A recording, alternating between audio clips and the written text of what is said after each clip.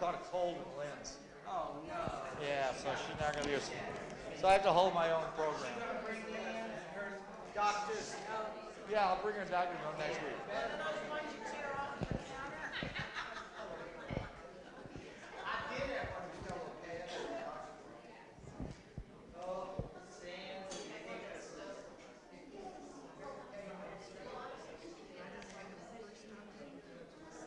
Hi. Whoa, hey. Ooh. We got plenty on that one. So thank you all for coming today. As always, please turn off your cell phones and anything else that you think might make any obtrusive noises during the class, so please do that. Tomorrow, right here on this stage, we have Wednesday with OLLI members and guests are invited to attend from 2:30 to 4 at the Jewel Collins Smith Museum. The fifth Wisdom Wednesday is this Wednesday, May 2nd. That's tomorrow again. And it is in regards to disaster preparedness with Lisa Askew. And, you know, my normal presentations are pretty much disasters anyway, so it might be helpful. So, American Theatrical Recital, that'll be the play members of American Theater will be performing during lunch hour on May 7th at the church in the Moving of Lilia Barton by John McNicholas. And then an American Theater Recital with the American Theater students will also be held on Wisdom Wednesday, May 9th in the museum auditorium from 2:30 to 4. Also, very important, we have our annual meeting. That's Monday, May 14th at 9:30 to 11. That's at the Auburn Church of Christ. And there is a flyer in the class location. And also you need to RSVP, and that is at olli@auburn.edu. Perhaps most important, course evaluations. So please make sure that you get those done in a timely fashion. Please note that you need not evaluate the class coordinators. So anyway, I'd just like to say, I'll give my personal thanks to Alan for taking my place last week. I certainly appreciated that. I was indisposed, and I'm sure Alan gave you a much more sensible presentation than I usually do. So thank you, Alan. And, you know, I think you're all aware that Constantine created the ecumenical church councils to unify church doctrine. And one of those first ones involved a group called the Donatists. Well, after the church council, they were declared the first heretics, so naughty on them, huh? Well, today, I feel it would be heresy to deny the wit and wisdom of the one and only Dr. Joseph Kicklighter. You never know. Welcome back, Frank. We never know where he's going, but he makes it. That landing is always secure. Thank you very much.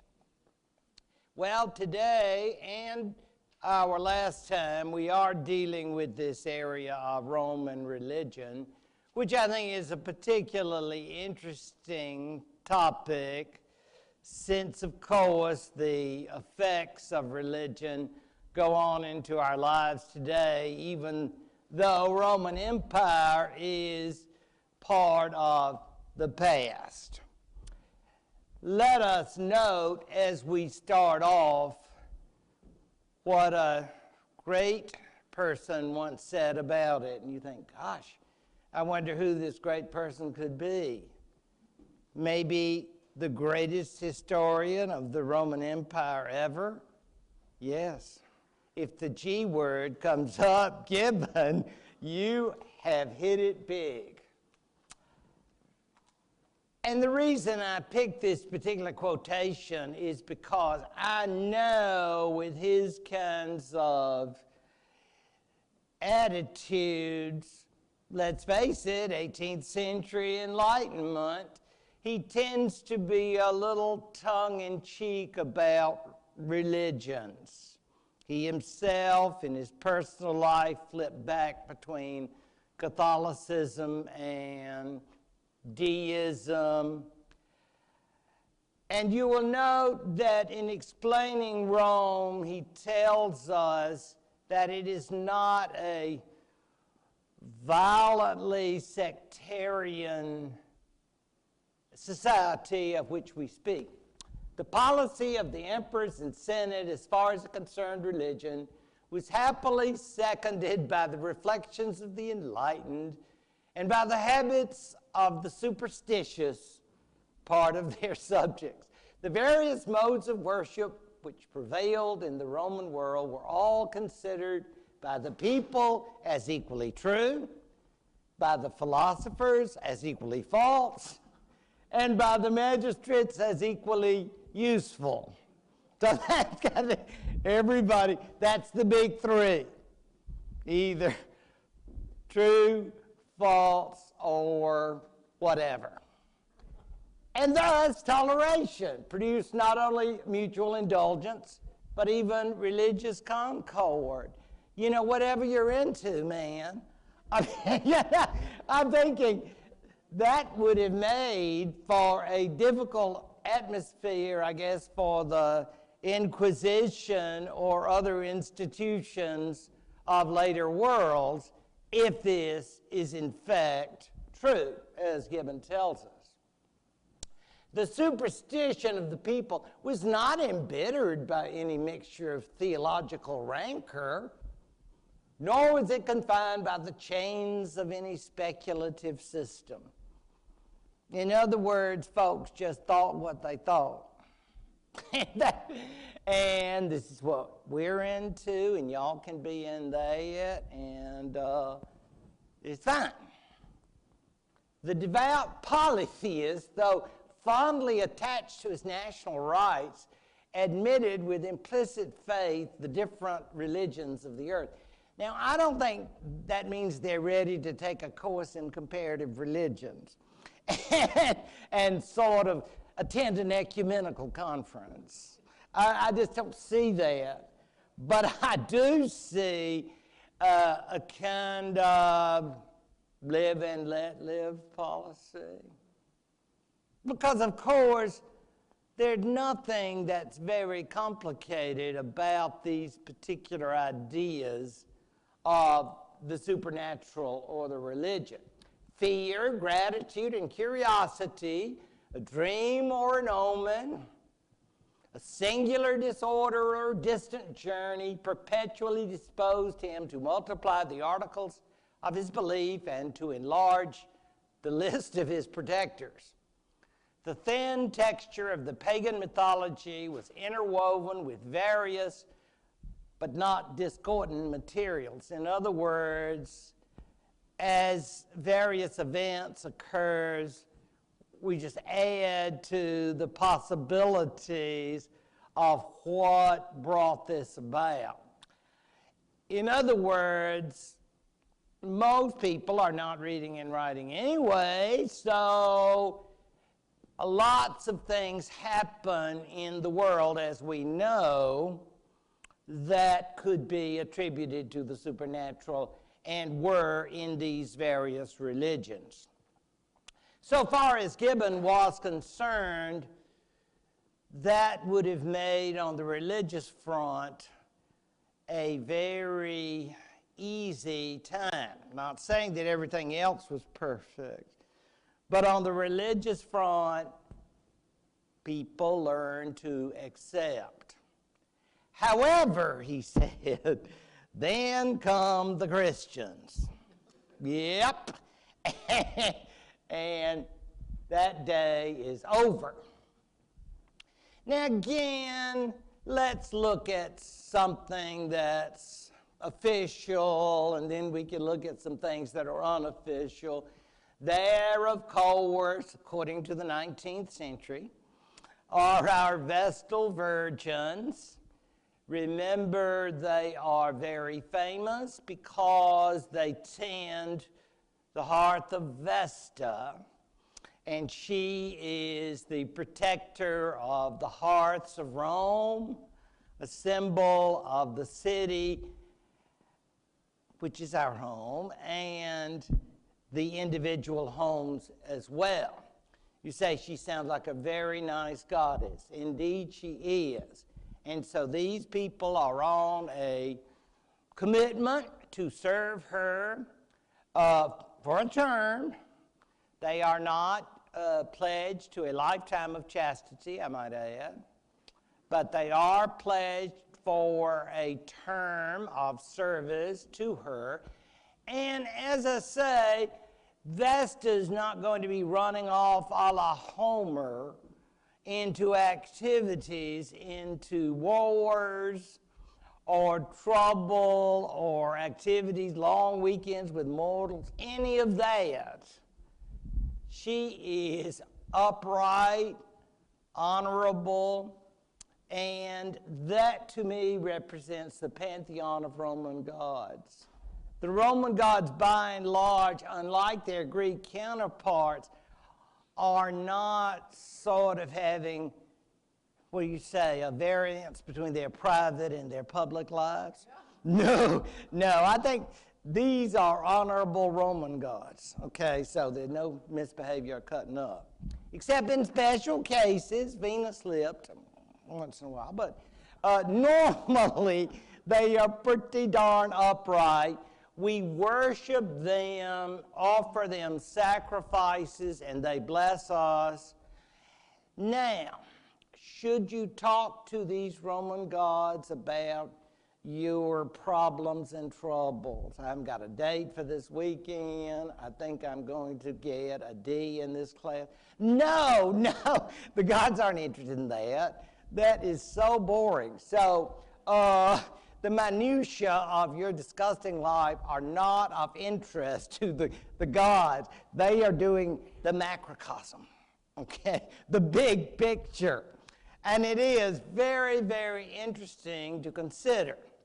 Now, are there other gods? Yes. To use that old expression, the more the merrier. And as we conquer territories, remember we bring them in. We bring in more, and then I guess they're sort of individuals who can collect these gods and say, well, we've got one like that, and y'all, and then say, oh, well, let's merge them together. That's part of it, too. But as far as these anthropomorphic gods, there are lots of them as part of this continuing growth of gods within the empire. I just love this business. Remember I told you, I think it was one of the Severan emperors, I think it was actually Septimius Severus, who said as he was dying in York when he was on a military campaign, he says, he knew he was dying, he basically said, gosh, I think I'm becoming a god. Well, you see this particular designation here of this, you're going from one state into another. Because remember, unless you're in Egypt, you can't be a god until you're dead. Bummer. But you're getting close. And that's why we have Antoninus Pius here with his wife. And the idea being that they are ascending into this divine stage. And that's why I put it sort of starts with Julius Caesar, and, Octavian said, well, my dad's a god. And they say, well, aren't you a god too? He says, well, I am in Egypt because they need me to be a god there. But I'm sort of a god by expectation, I got a few years. Doc says I'm checking out really well. So I can't be a god anytime soon. But God to be, here I am. And that is the idea. Obviously, as time goes on, as I put it, they are not as shucks. They get over it, okay? Is that got something to do with Eastern influences? Possibly. Does it have anything to do with imperial ego? Yes, I think so. And maybe you could say, well, I think it's just good for the esprit de corps. You know, people will feel good about me. Antoninus Pius, though, takes a kind of, shall we call, well, because he wasn't around, but basically saying, here's what it'll be like for the Empress and me when we are being transformed, sort of like Cape Crusader, mild-mannered newspaper reporter, and get in the telephone booth. And then, oh my God, you know, and you thought I was just an emperor. But that's the idea of this apotheosis of Antoninus Pius, which is so incredible, I think, as you see this, and you realize that they are in the state of transformation.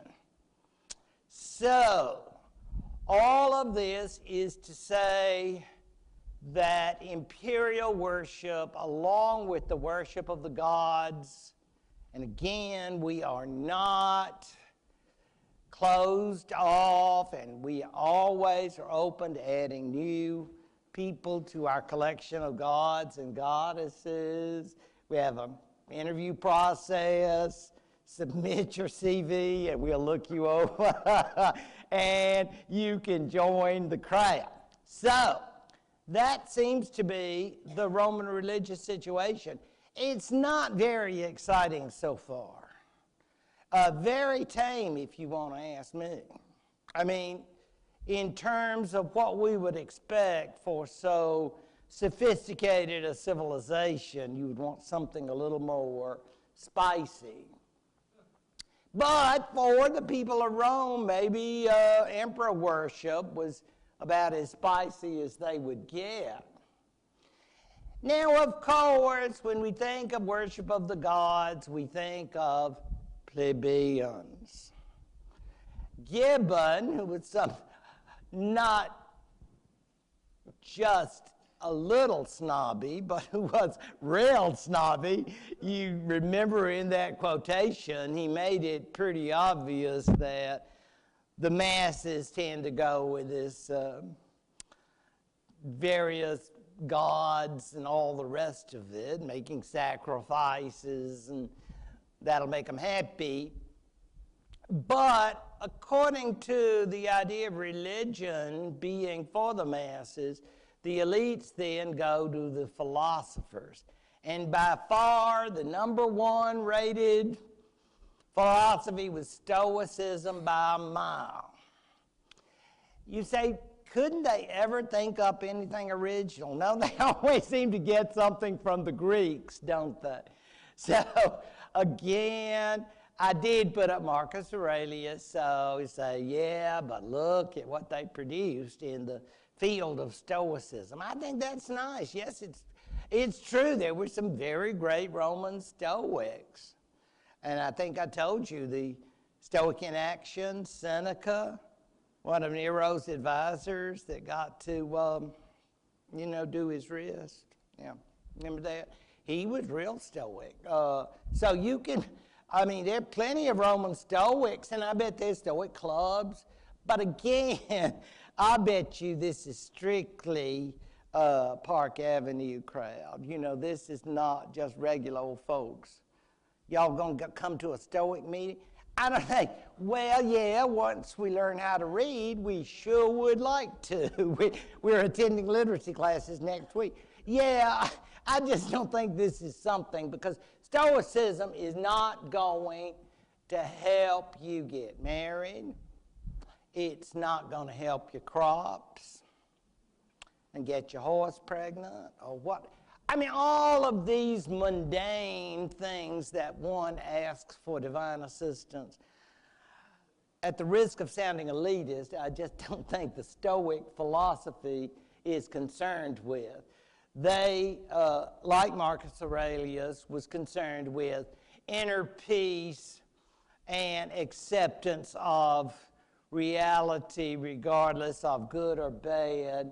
And you'll recall my talking about the concept of, well, in English, apathy, meaning lack of emotion, whether or not circumstances are good or ill. And you accept everything rationally by understanding that it has a purpose. And you say, was this done in 10 lessons or less? I mean, well, I think you spend a lifetime working on it before you get your final certificate. But this is what Marcus Aurelius was offering. And as I say, I don't think if you are shopping around for religion and you are not pretty well established in society, this is going to appeal to you. So we're talking minority, but very famous. Oh, Carol, De Rerum Natura. For those who are Latin fans. So they never get enough of On the Nature of Things by Lucretius. We don't have a lot that was written by Epicurus. We have just a few fragments. And you say, well, I'm depressed about that. You don't need to be. You come to my office, and I have a whole De Rerum Natura by Lucretius, which I will provide for you to do translations from. Now, that's a summer project, if I've ever heard of one. The whole book, that will give you pleasure, declensions and conjugations as you had never dreamt of. Because we can get pleasure in a lot of different ways, and this is one way. Remember, we didn't say what kind of pleasure. Some of us immediately thought of sensuality when I said pleasure, but I didn't mean that, so you were wrong. The drinking of wine is one pleasure, but not the pleasure of translating from Latin into English, page after page. The idea, of course, is, and you see, can you see this illustration from Lucretius? And you see that monster, and you know what that is? It's fear. It's just fear.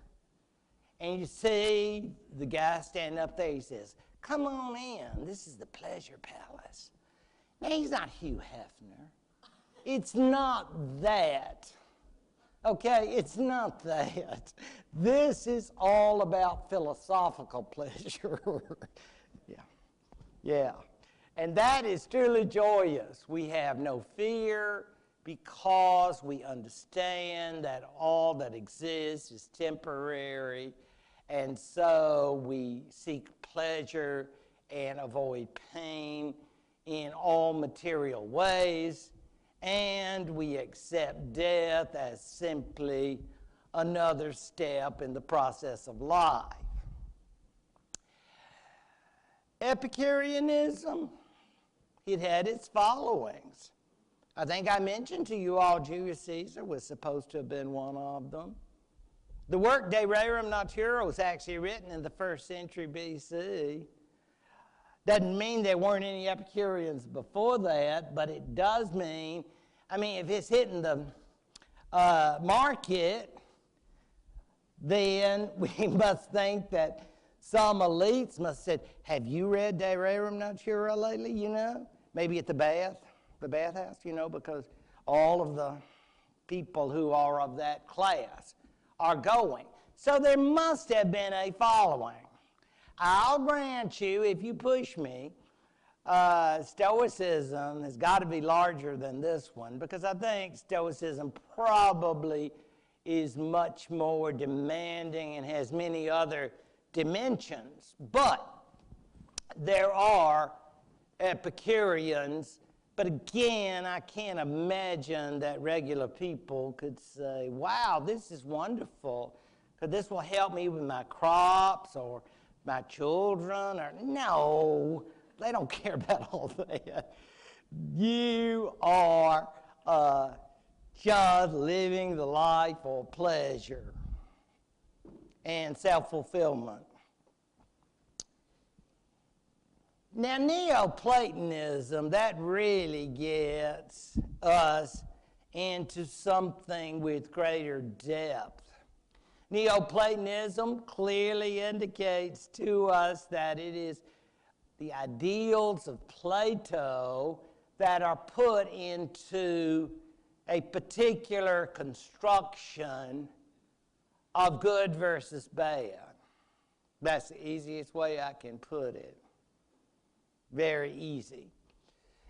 And it means that almost when I think of Neoplatonism and Plotinus, I think of sort of essential Hinduism, because we start off with the spiritual and ascend. We start off with the material on the bottom and go up to the spiritual. In Hinduism, you know, they do it through the lives. In this, they do it through their one life, presumably, and we're not surprised that Neoplatonists could more or less be absorbed into Christianity with some difficulty, because this is strictly an intellectual philosophy without, you know, people coming to the first church of Neoplatonism. There's no altar or any of that. But Neoplatonism does offer you, I guess, if you're the intellectual type, of people coming together and feeling like they understand their essential nature, which is spiritual, as opposed to what we have, which is physical and temporary. As you see that, we are aiming towards the first principle, or as I always say in Hinduism, the ultimate reality, you know, whatever you want to call it. And as we progress, presumably through life, we gradually try to shed ourselves of the desire for that which is material. So, like I say, the Neoplatonist seeks to be free, and again, despite the way it might sound like some kind of hippie thing, it's really very intellectual. Oh yeah, I imagine they had a complete collection of Plato's greatest hits, and you know, they book club, yeah. And believe me, they are definitely going in for this discoverance of ultimate reality, and that's why often they will have a mystical experience. Are they true mystics? Well, I don't know. I mean, some may have been. They did say you could have it. I mean, this is that sort of thing, you know, like you fast and you meditate and you say, oh man, this is really groovy. You know, or something of that sort. But again, I don't know if the Neoplatonist we would think of as being all religious, but that someone could clear themselves temporarily of their material desires so that they could be united with the first principle and then come down from that trip, if I can use the lingo of the day.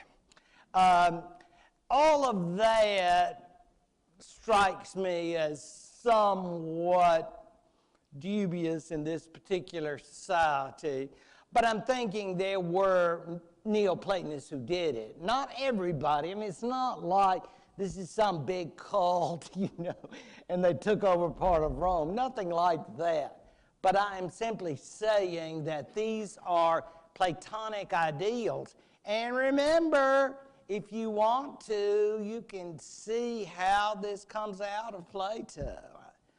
I'm not sure Plato would exactly approve, so this has the Plato seal of approval, But Neoplatonism is definitely separating spiritual and physical, black, white, and so forth and so on, physical, spiritual, and saying that this is the way we are, but this is the way we can be. Where is this segment to be found? Well, shoot, wouldn't you think Athens might have some Neoplatonists, the home, as well as other places in Greece, other places in Italy, and so forth and so on. Again, I'm thinking very elite. But where do we go when we need shelter? A bridge over troubled waters. Yes, because we're ready to talk to regular folks now. Yes, these are my favorites. The mystery religions. Ooh, the cult. Yes, the cults. Now, people have asked so many questions about mystery religions over the past century or two. The sad truth is that most of their records or their rituals are all gone. And you know why? I'll tell you why. Because history is not good to losers, okay? It's mighty bad, but yeah, you are looking at losers, right? The mystery religions, and I think you know who's the winner. And you think the winners, the Christian archivists, are going to say, oh, well, this is so interesting. Let's file this under MR for mystery religion. No! They say throw it away. This is trash. It's poison. They are not preservationists, folks. They are the saviors of truth. And they consider this to be wicked. Now, what do they do? I call them newish. That was my way of getting out of deciding whether they're old or new. They're newish. They're kind of new, but they're also somewhat old. Shall we call them newer adaptations of old? How about that? That's another way to worm out of it. But the fact is, the gods they worshipped were well established, but then they had their own adaptations of them. Second, they often had non-Roman backgrounds. But we wouldn't think Juno or somebody like that would step out as the queen of a mystery cult. Juno is very proper. She's all about that subscription to Brides magazine. Yep, get it, June. And so, yeah, that is nothing lurid about that. That is just respectable. So these gods then often come from non-Roman backgrounds. Most importantly, the idea of the companionship, the devotion to the God who is very interested in you, cares about you, and presumably provides salvation. And people will ask me, what does salvation mean? Well, presumably it has something to do with a heaven of sorts. Because life for the masses of people is pretty rotten, right? So presumably they are saying you stick with the God, and that God, whether it's a he or a she, will make sure you're going to have a better time coming up. Now the effect, remember these old jackets from the 70s, members only? That's what I put it in quotation marks because I thought that was so crass.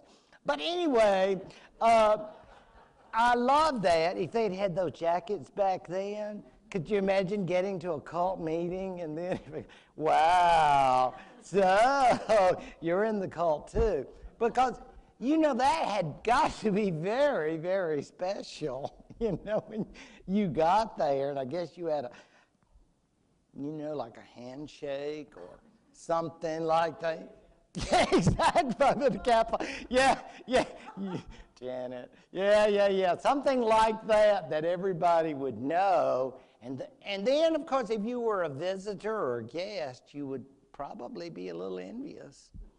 You would say, wow, they are really cool people. Like, I guess they thought those for members only jackets were supposed to make the rest of us somehow envious or lustful for these cloaks. But anyway, basically all of these characteristics in general were supposed to have been part of them. And they were existent in the Republic. The Roman government looked at them, well, let's say with benign disfavor. They didn't like them, but they weren't going to do anything about it. I have seen references to the Roman government making one which was near to the Forum, I think. They made a move out of town into the suburbs because they thought it just didn't, it's just an un-Roman activity. It's just not fitting that it should be near. But as time goes on and as Rome changes, I think probably there were sites for these various cults.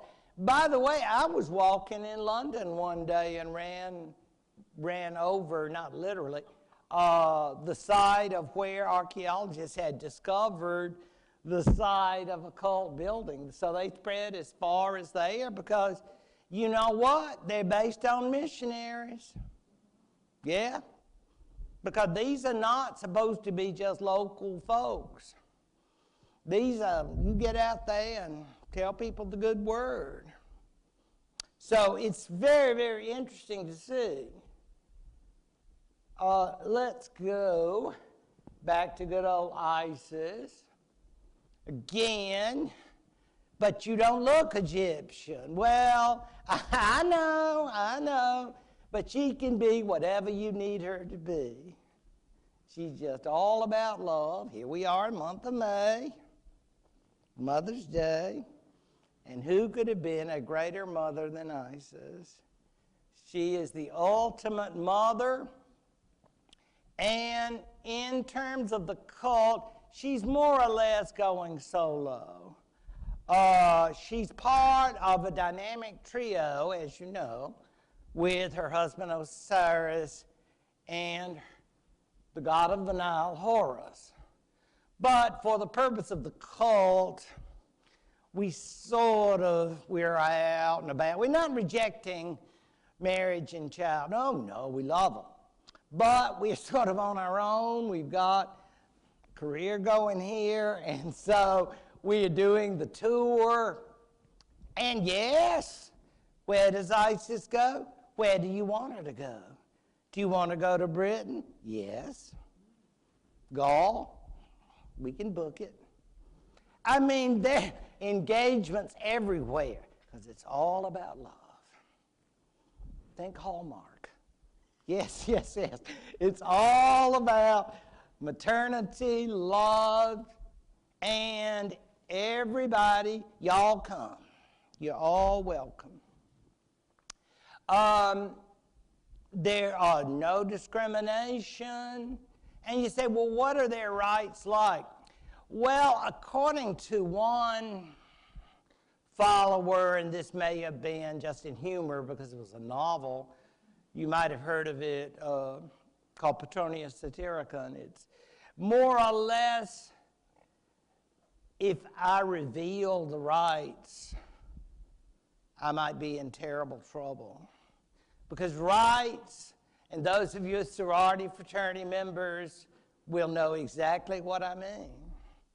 If you tell, you'll pay. And you say, oh, no. You mean, yes, that could be a curse be put upon you. So how do you get the rights? Can I sign up today? Can I just write a check and get my card? Indeed not. You will go through a period in which you'll be tested.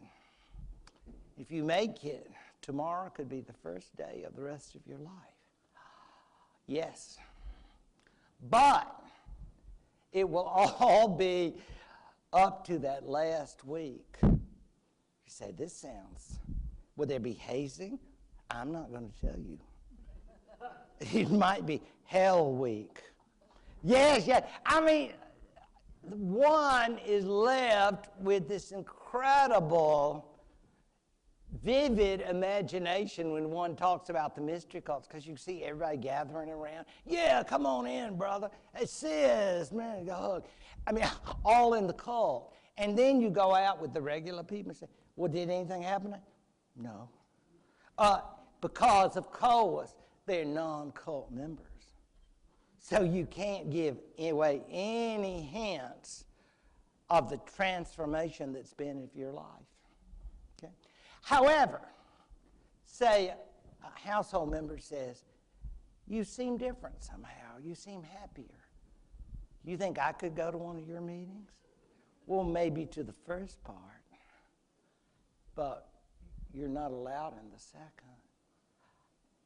And then that person then realizes how empty and meaningless their life is. And then, could I learn about ISIS? If your heart is pure, we invite you. You see, oh, it's growing. It really is. I mean, apparently they did very, very well. And what fascinates me, you know, how we are today, you know, I always think about, would there be an ISIS bureaucracy and some way, you know, central office where everybody could write in and your quota of memberships and how you had done that, you know, that month in terms of followers. But somehow this ISIS community grew, and it was growing in different parts of the empire. Not this part or that part, but just all over. And you say, is this connected to Rome? Well, not really. But Roman toleration, they're no threat. They're not a bunch of subversives. We love ISIS and we hate the Roman Empire. Oh, no. It's like the song, they're easy. I mean, they are just, you know, they're in the empire, but they're not connected. They're not troublemakers, but because they love ISIS. But outwardly, they're fine living. I'm living in the empire, and everything's great.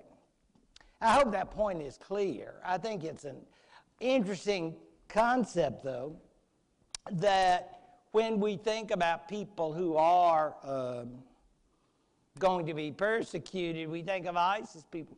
They did not seem to be in any way troublemakers, because they don't see any other figure except the emperor as the leader on earth. Because ISIS isn't around. She's queen of heaven, so she's fine where she is. Now, Mithras, I think, is very interesting. This is somehow, and this is really surprising to me. It's all male, and I don't see how a religion can make it without female. But maybe that's just me. But somehow it's supposed to be all male, and it has some Zoroastrian features. Mithras somehow come from an Iranian background, which obviously means it's not in the Roman Empire. And he was perhaps the son of Ahura Mazda, if you remember him from world history and your Zoroastrianism. And then kind of like ISIS, he sort of goes solo. And you think, how did he break free? Well, he just sometimes people start saying, gosh, he's great, he's so interesting. So why don't we worship him? Well, I mean, nobody's going to, there's not some regulator of religion out there. You can't do that. No, I mean, you know, I think this is kind of evolves because he's a real interesting figure. If he was the son of Ahura Mazda, and the sad thing, if you've ever studied this religion, Zoroastrianism, Zarathustra, it was a kind of one God, but as time went on, they sort of, the little spirits or prophets, they all become gods, and you know, it grows. And so he had been part of it, sort of like a prince, and now he becomes the center of a cult that spreads into the Eastern Roman Empire and from there to the West. Popular, I imagine, if they had, you ever seen that magazine on the newsstand? I saw this in Barnes & Noble in Montgomery. Soldier of Fortune magazine.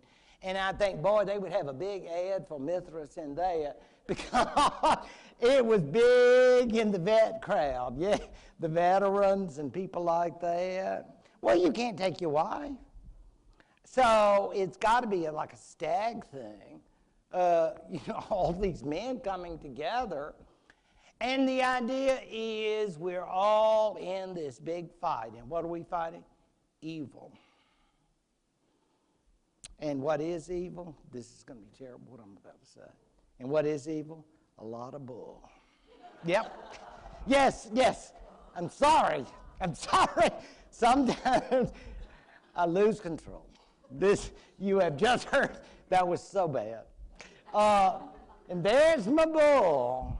You know, and Ferdinand, you remember Ferdinand the bull? I mean, you know, bulls seem so nice. It's so sad, isn't it?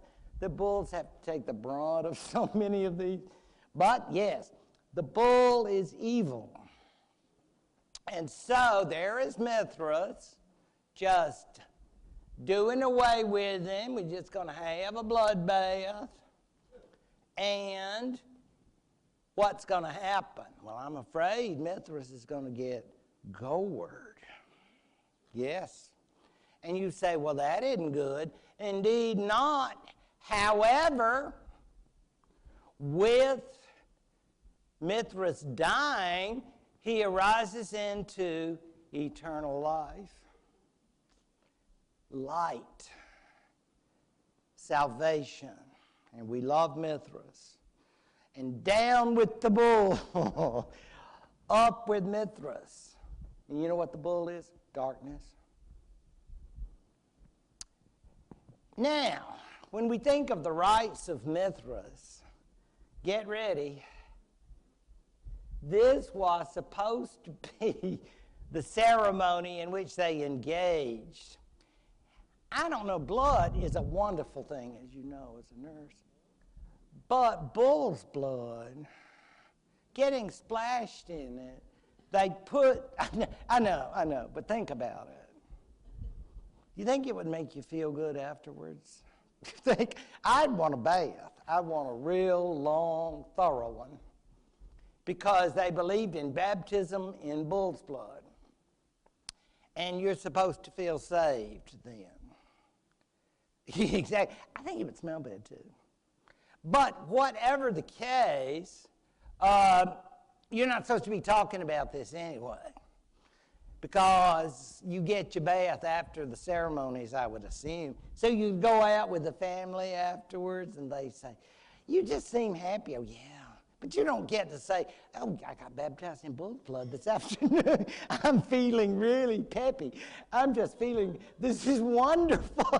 Could you imagine? I think you'd want to be, you know, in the closet about it, you know, and keep it to yourself. The whole Mithras crowd is very secret. And you think, well, gosh, I bet it didn't grow.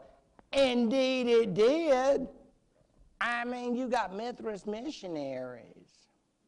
They're going all places, carrying the word. Mithras is the word, the big M. So you go there, and we've got bull's blood waiting for you. Get under that pit, and we'll start pouring it on. But I just thought this illustration of the subduing of the blood, it's not, in fairness to Zoroastrianism, I don't really see, you can see how it deviates totally from the message, but it is taking up the idea of the God that becomes man and provides salvation to those who follow him. And of course, there are so many soldiers and veterans that there is an enormous market for this kind of faith. Well, as I told you before, mystery religions are bound for oblivion because they do never get official favor. They will proliferate. They will have plenty of followers. It's not in any way, shape, or form that they sort of drop out. But when Christianity, as we're going to see, gains, shall we say, the spotlight, not only the spotlight as in the Edict of Milan, but the spotlight is, this is the law. Why is that bull shedding blood all over you? You're under arrest. You'll need to come with me. That's when the big change comes about, and the mystery cults will have to go underground. But now you are given your 5-minute break. So enjoy it. This is your next to last one, so thrive in this 5-minute, 4.5 minutes actually. Were they on time? More or less. But I want you to, enforce it. Let's enforce it that they get, yes, exactly. They should get no more time than, absolutely not. Yeah, I don't move, I just stand. Wiggle. Absolutely. No, I was thinking about that handshake and Oh yeah, when I did, Donna, I was telling Donna I was doing because we know, PBK, you've seen that a million times. I used to just laugh. I know about the, Members couldn't remember the handshake. yeah, we had to get Bob, what's his name? Forestry. We're talking about the Phi Beta Kappa. When did that go public? They always say that in the history. Didn't it go public in the 19th century? But, and then you do this to indicate that it's among those who are in Phi Beta Kappa, and therefore outsiders. So if you were to say something about Ferdinand, and I was following Mithras, Ferdinand the Bull, I would just look like, who's Ferdinand? In other words, I would never give a hint to an outsider. You didn't go to his ceremony? Oh, you didn't take. Oh, yeah. A very nice, excellent tasting stew in Spain called rabo de toro, which is the tail of the bull. Oh, God. It's kind of like an oxtail. Oh, yes, oxtail soup. Yeah, but Spanish food's good. But that name doesn't sound... Well, we had it at one point, and I had passed by the arena where the bulls deposited. Ugh. And so I asked the waiter, I said, is that where you get the taste? He said, no, we have our own. I'm glad we got that straight, Jan. That's just yuck.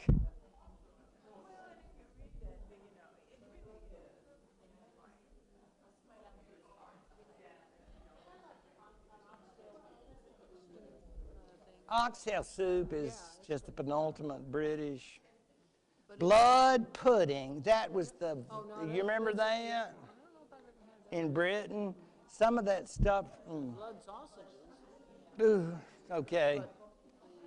I'm just, Food isn't bloody though. no, but you, Spain, what kind of, yeah, what kind of bulls? They were bulls? Bull, the tail of the bull is what. And you asked you said, were they, Did you get it from the closet and told us? You know, like, no, senora. no Spanish to cause a little trouble. Yeah, just enough, just enough. And that's the pure Spanish, too. You have to have a sense of humor with that stuff. Oh, he does. Oh, at all. Do you ever look at Frank's Facebook? Well, you've got it, too. You don't ever? Because I was just telling Tiffany, you know, a child is just gorgeous, and I was talking about, she was saying, oh my Lord, shoot, I mean, he's on the T-ball team, but they moved. I know it seems like just yesterday, and said sometimes he will run in the game to bring her flowers. He loves his mommy so much. Oh my God! I mean, don't tell me anymore. I mean, he's the most precious. I mean, it's just beautiful. Do you know that the Church of St. Clement in Rome is built on an ancient temple of Mithras? Interesting. Now that, There was the temple good of Mithras, riddance to bad rubbish. Then there was a house church, which I guess was common in ancient Rome. Yeah, before the church. Then the first church of St. Clement, and that was destroyed, and then the one that's there now is about 250 AD. It's built. The church that's there now, St. Clement's, but it's been how many? It's been a sacred site since the mystery wars. And they built. That's so funny. They built a church The on Irish top of it. Dominican priests run it. Because I went to church there one time, and I said, is there going to be a service? And it's Saturday afternoon. And the priest said, an Irish priest said, yes, there is. I said, oh, well, it's Irish. They'll be speaking English. He was preaching in Italian with an Irish brogue. It was really But funny. this was after Vatican II, so they weren't doing Latin. 1979 or 80. Okay, so they were. I could always think about, you know, in the time when you could go anywhere and it was always the It was all in same. Latin. Nobody understood it. But that, exactly. But that's interesting, the fact that the Irish were doing it in with an Irish Italian. brogue Yeah, in in Italian. Yeah. What's a nice Irish guy like you doing in a place like this? Why was he in? My daughter and son-in-law live there. He teaches English at Auburn, my son-in-law. Oh, My daughter works for the Encyclopedia of Alabama History. yeah, of Claire course. Wilson, you probably know her. She's probably Claire? Claire, it's my daughter. Oh my, of She course. got the brains and the looks. I'm just here. I know. They know me who I am. Yeah, yeah, I love Clay. Yeah, how funny. Yes, indeed. That's who. Okay, that's who you are. Okay. Yeah. Connections. Yeah, get them. Yeah, bring them to order. Okay. All right, if you say, Master Frank, we must come to order. Frank has already commanded.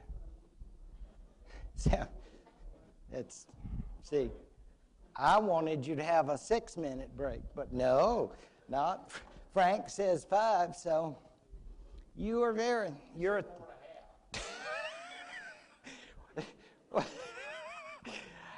the sacraments of what will become Christianity are also featured, as we saw with the bull, in, say, the cult of Mithras, and perhaps that of Isis as well. I have eliminated, I have to tell you, some material which is so disgusting that I just couldn't bear to bring it up. But suffice it to say that these cults feature all kinds of activities that are done in secret, but which would make people aware that you are part of something that is different. And anyway, it's supposed to make people feel good by being part of a group, and we have secrets and you don't know. And so we are special. And that, of course, will be an interesting feature until it's not. And I'm speaking of the 4th century. So they had a nice long run, no doubt about that, but their days are numbered. To understand, as we will in this second half, some aspects of Christianity, of course, we have to turn to its foundations, which, of course, are Judaic. The diaspora, and you'll notice the dates, which I think is fascinating. They certainly gave it a long, long period, about 1,000 years, but those are very general dates, and we understand that from what we've already studied, this means from the time that they came to Babylon through Nebuchadnezzar and then were liberated by Cyrus, the Persian. From that time then, we see both movements that are east and west. And presumably, according to the map maker, every time you see a dot and a place, you have communities of Jews, which is, to me, fascinating. I wish I could have shown you the British Isles, because eventually they will get that far. I don't know if in that period, but I certainly know in my day, you know, in the High Middle Ages, there were prominent Jewish communities before they were expelled. But look in the east as opposed to the west. And again, from what we've said about the east being much more urbanized, I guess we're not surprised to understand that there would be larger Jewish communities in the east than there would be in the west, simply because of the opportunities, economic opportunities, and communities of those who have similar religions. We've already talked about Josephus, the great historian of the Jewish wars, and we're already familiar with the fact that in almost the very century that Rome conquered Palestine, there were already troubles with ruling them. So it's never been an easy matter, this matter of the Middle East, no more than today. Trying to make this, which is not simple, I fall very short, but I do try to just list a few points for you to think about whether or not you come from a Jewish or a Christian tradition. These are points, and I mean there's some obvious points that I don't list, like Christians have both Old Testament and New Testament, and Old Testament comes from the Jews. I figured that everybody here would know that sort of obvious point. But these are three that I thought were particularly important. The idea of the common God, the monotheism, we have the one God. It's not for a class like this to go into the history of monotheism and the evolution of monotheism in among the Hebrews, but simply to note that those who followed the Christian religion were originally Jews, as far as I'm aware.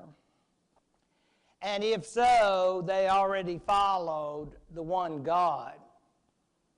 I know Jehovah or Yahweh, whichever you prefer.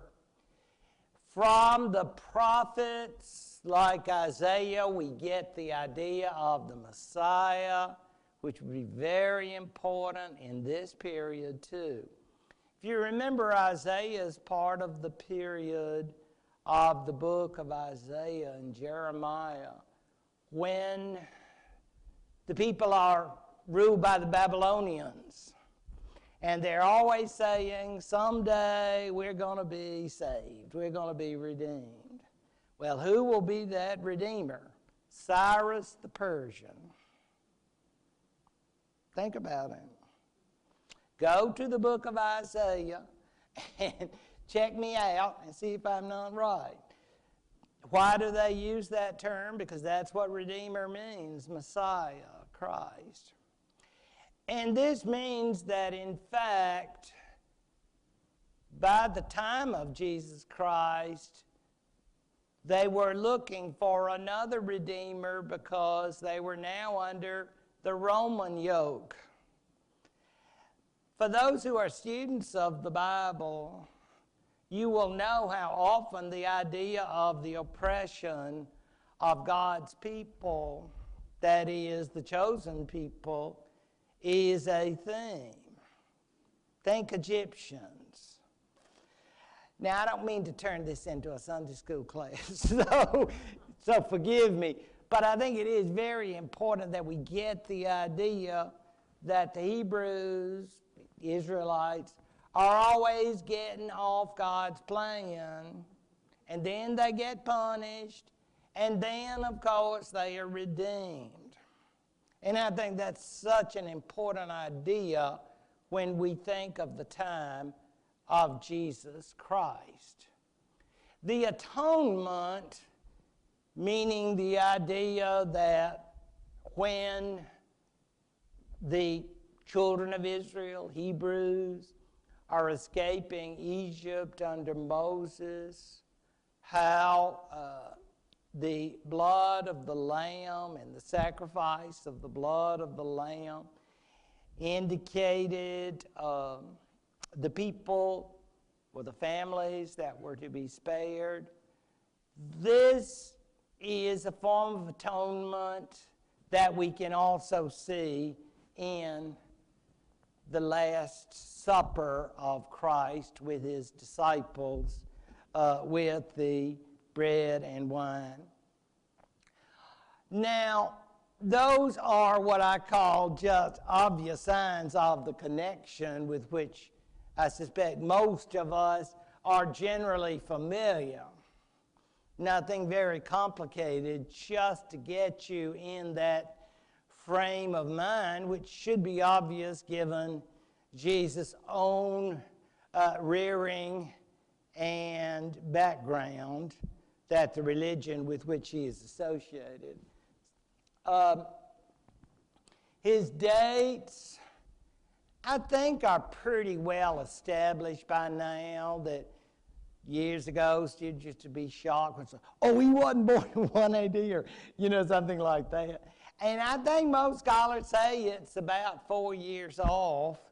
And if that's the truth, they are approximately correct, according to what many authorities say. But emphasizing, and to what is important to me is, that he is not like the cult figures who are merely the gods of this world or that world. This is a historic figure, and we know this not merely through the Christian New Testament, but through Roman sources as well. And having a source which is not Christian is very important to, I think, people who say, well, what do you expect his followers to say? Of course, he's real to them. And in that case, they are following him and developing that idea in the Gospels as being the long-awaited Messiah that people were wishing for in that period, which makes it very ironic given the fact that he attracted only a, minority of his fellow Hebrews. But that's the way it was. Now let's see what Tacitus has to say about him. And you can assume that Tacitus, as a Roman, is not complimentary.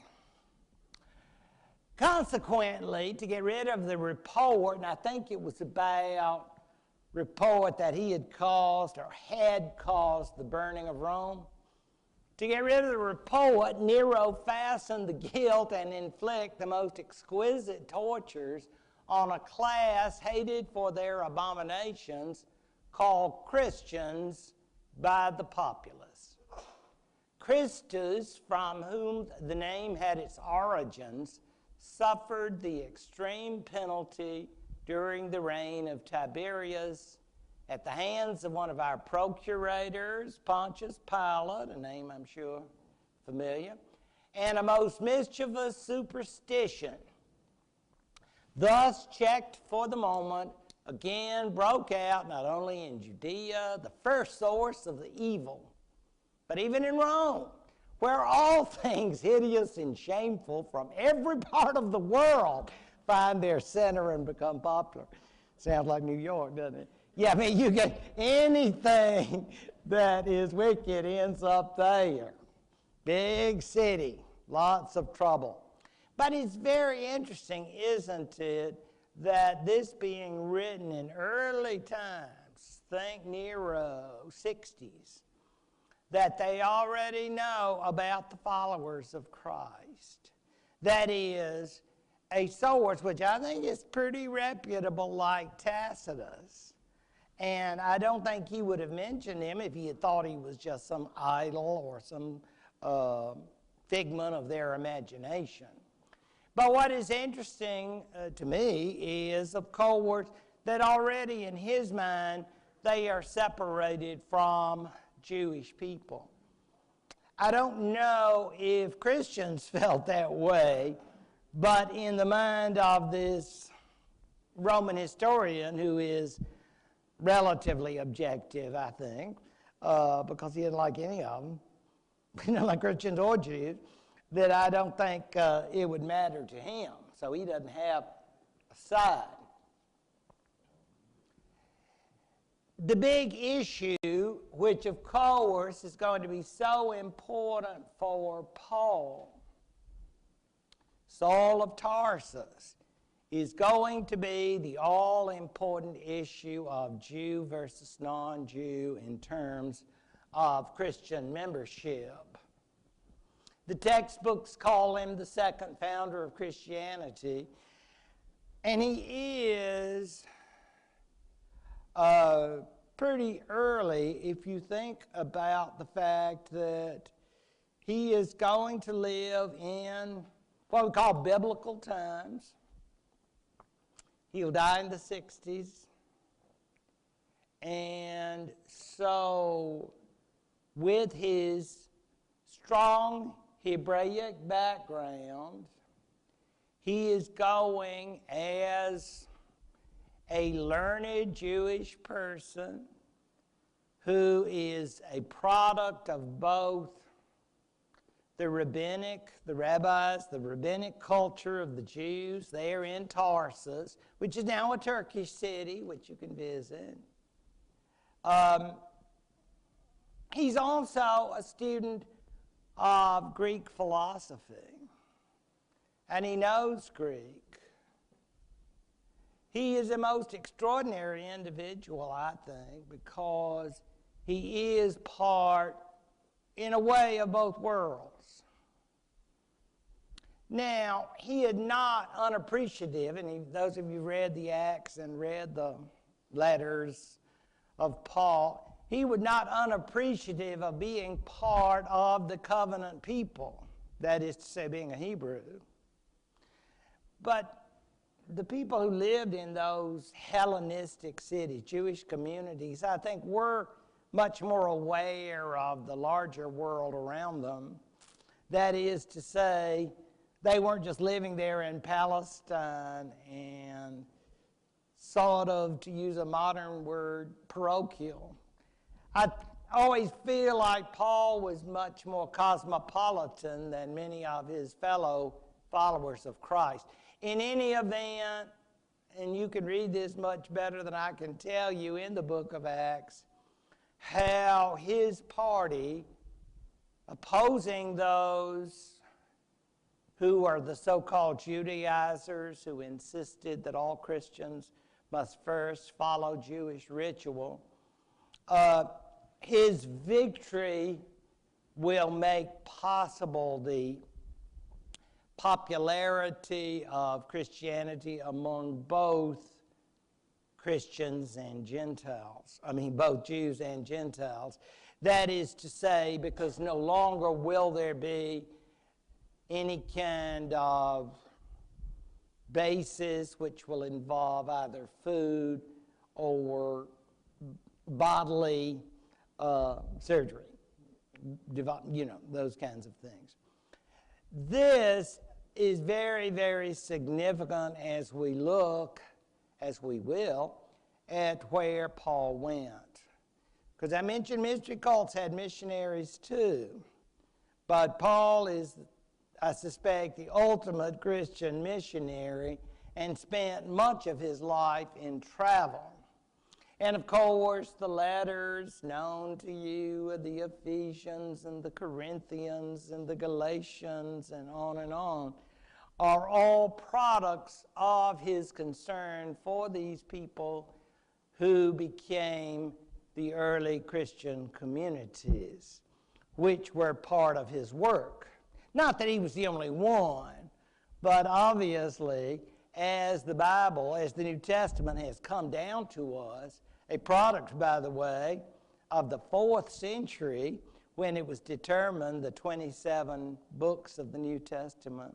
A lot of people don't know that, but I think that's an interesting fact.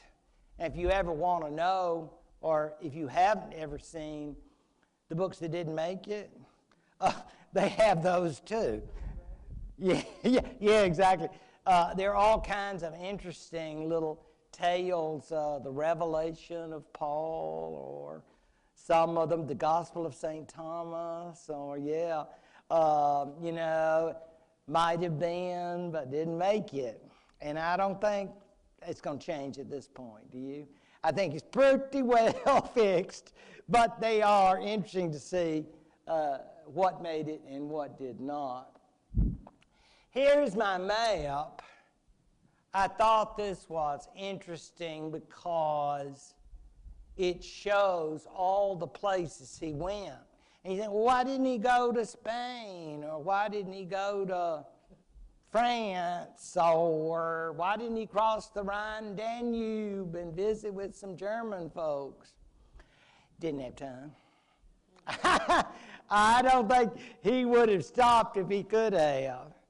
As you can see, this is an individual who spent much time and much effort, and again, reading Acts and his relationships with Timothy and all of the others among the Christian missionaries. It's interesting about how we humans are in terms of you get these little disputes and you're sorry, and you remember how he fizzled in Athens, and that was unfortunate. I mean, it's very realistic, I would think. But he does get as far west in his travels as Rome itself, where the martyrdom of Paul will take place. But only after he proclaims his Roman citizenship, and so it is said, is given the citizen's way of death of beheading, because that is how a Roman citizen is utilized as far as capital punishment is concerned. I thought that was interesting. But again, he's a Hebrew Christian Roman citizen who speaks Greek. And so he's got just about every connection that one could ask for. So if I'm doing a big spiel for Paul, I think rightly so, because much of our initial idea of Jesus and his resurrection and his significance in terms of the new covenant as opposed to the old covenant, now who are the new people of God, is going to be based on the writings of Paul. So I think very, very significant in that way. And that is a major concern. When I mention historical roots from Judaism, I think they do come strongly through Paul, because Paul gives us the Judaic roots, but without the kind of hang-ups of actually being Jewish, as in Jewish rituals and Jewish ceremonies. That is no longer necessary. The tie is acceptance with Christ. In addition to that, people mention having the strong churches. It is an urban religion, which I think is kind of interesting, because you normally think, oh, well, you know, those are country folks. Those are good Christians. Not back then, though, because back then, your country folks, they want that old-time religion. They want those old gods. Don't you bring in any all that newfangled stuff. We want Jupiter and Venus and whatnot. So you Christians, just like ISIS or whatever, they have their churches and their groups. Or just like you're talking about, there was a church there, pagan cult temple there in Rome. And that the Christians could pick that up.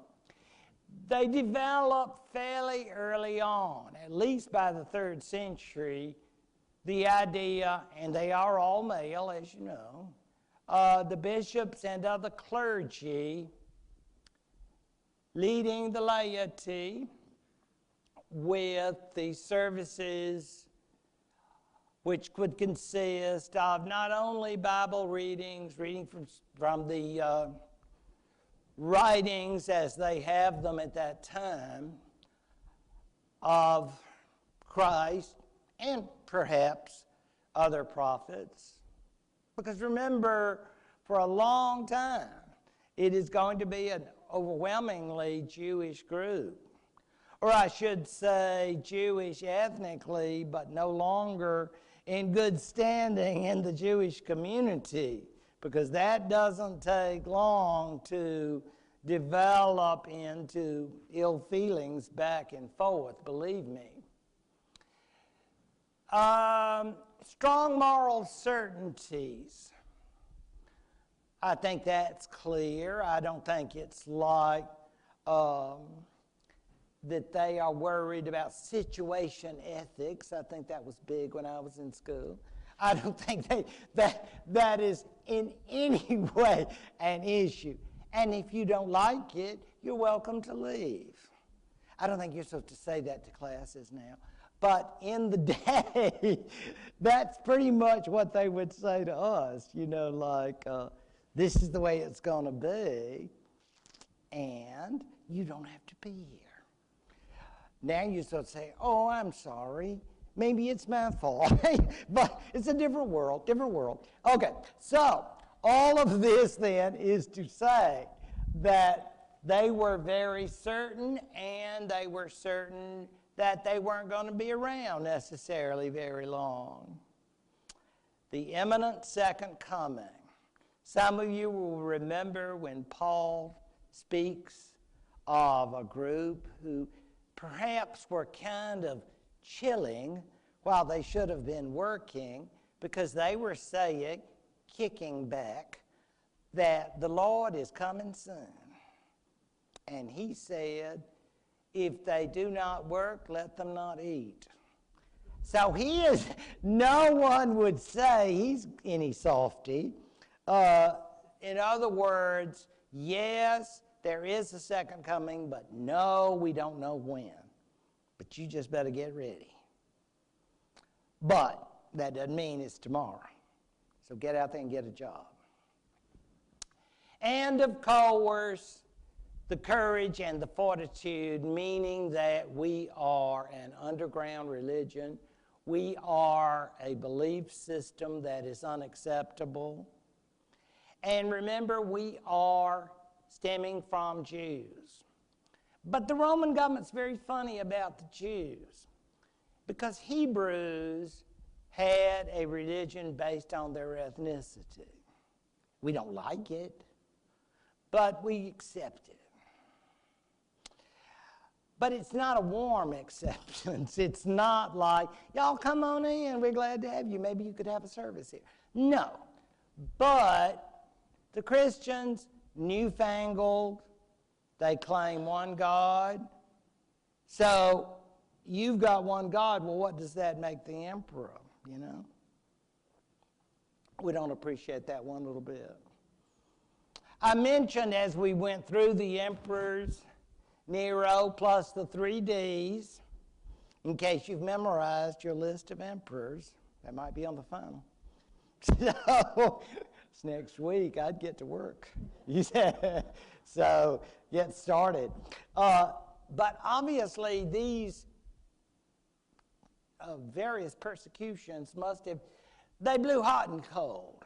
Isn't that the expression? They blew hot and cold. It seems like we never know if they're coming back. And again, I think it's because as time goes on, Christians are not exclusively Hebraic in nature, the people they are. There will be all kinds of people. And that really annoys the Roman government again, because the Romans view them as, how's this for the 50s, potential subversives. That sort of, you don't treat the emperor like he should be treated. You say, well, what about the ISIS people? Well, shoot, the ISIS people don't carry on like the Roman government views many of these Christians as being really obstinate.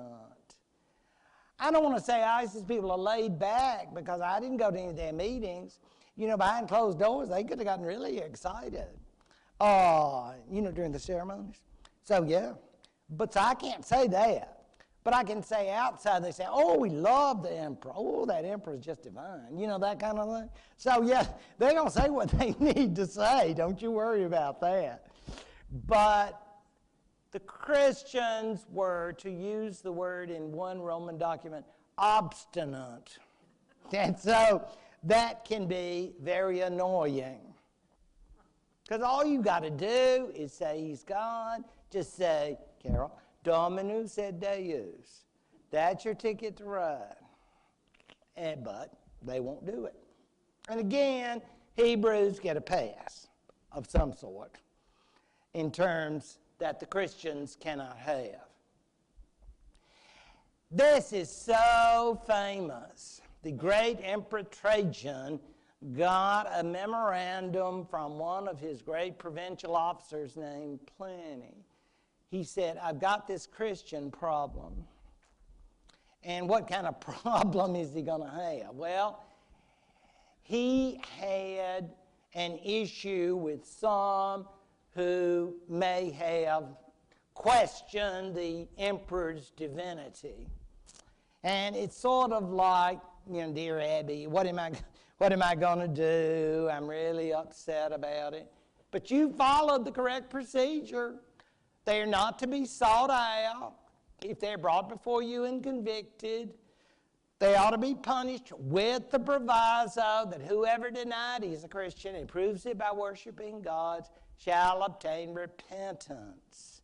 In no case should attention be paid to anonymous charges, for they afford a bad precedent and not worthy of our age. which I think is, 5 good emperors. Don't forget, Trajan, 5 good emperors. Yeah, you'll know this for the fun. So, because that's the idea. So if you go around because you don't like the person in the next apartment, they played their music too loud or something, you start saying, yeah, I think that's a bunch of Christians over there. See, we're not interested. We don't operate that way. That's not an enlightened Roman approach. So that's this period, but that doesn't mean it's going to last. Obviously, that's part of this period. Why would anyone persecute them? Well, frankly, as we're going to see, sometimes Christians could be unpleasant to others. And we'll see how that operates. But I just wanted you to know that at certain times, they are not prepared to dig for Christians. Now, if you want to be really obnoxious and stand up and say, I love Jesus, and I do not believe the emperors of God, if you're somebody like that, well, Lord love you. But the Roman government doesn't. Now, they're not going out for you on that one. Well, we don't want to mess with you, man. Yes, we do. We expect you to say, oh, Bible, I hate it. We want Dominus et Deus, say the magic words, because otherwise you might be, you might be a Christian. But if you are willing to denounce Christianity, I don't know nothing about no Christian, and you say, I love the emperor. Oh, I go by, I just kiss the statue every morning, when I'm going to work. That kind of thing. Don't you have to lay it on quite that thickly. But it is the idea that you are renouncing it, but nobody's going to come to your door and say, your neighbor says you might be a Christian. We don't want that. That's very un-Trajan-like. Does everybody? I just think that's a very important point and a very important quotation, actually. The actual assets, as we say, did involve that strong courage and fortitude, which doesn't mean everybody. It does mean that many people were strong and committed. Some fell away. And then some would come back and say, I just lost my head, but I want to be part of y'all. Well, that will be an interesting problem, which we will continue next time in our final session. Thank you very much for this afternoon. Thanks for coming. Thank you.